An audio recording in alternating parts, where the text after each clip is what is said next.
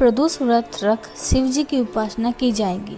प्रदोष व्रत का संकल्प सुबह लेकर व्रत की शुरुआत की जाती है। वहीं इस व्रत में प्रदोष काल यानी शाम के समय पूजा करने का विधान है।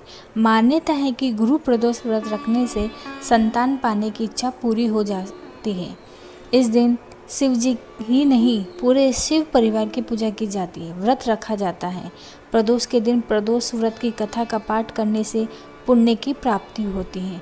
तो आइए सुनते हैं गुरु प्रदोष व्रत की कथा। पौराणिक कथा के अनुसार एक नगर में एक ब्राह्मणी रहती थी।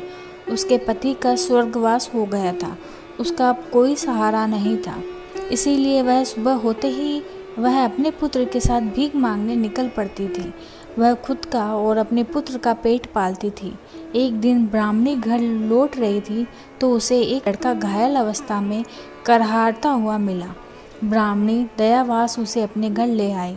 वह लड़का विदर्भ का राजकुमार था। शत्रु सैनिकों ने उसके राज्य पर आक्रमण कर उसके पिता को बंदी बना लिया था और राज्य पर नियंत्रण कर लिया था, इसीलिए वह मारा मारा फिर रहा था। राजकुमार ब्राह्मण पुत्री के साथ ब्राह्मणी के घर रहने लगा। एक दिन अंशुमती नामक एक गंधर्व कन्या ने राजकुमार को देखा तो वह उस पर मोहित हो गई। अगले दिन अंशुमती अपने माता पिता को राजकुमार से मिलाने लाई। उन्हें भी राजकुमार पसंद आ गया। कुछ दिनों बाद अंशुमती के माता पिता को शंकर भगवान ने स्वप्न में आदेश दिया कि राजकुमार और अंशुमती का विवाह कर दिया जाए। वैसा ही किया गया।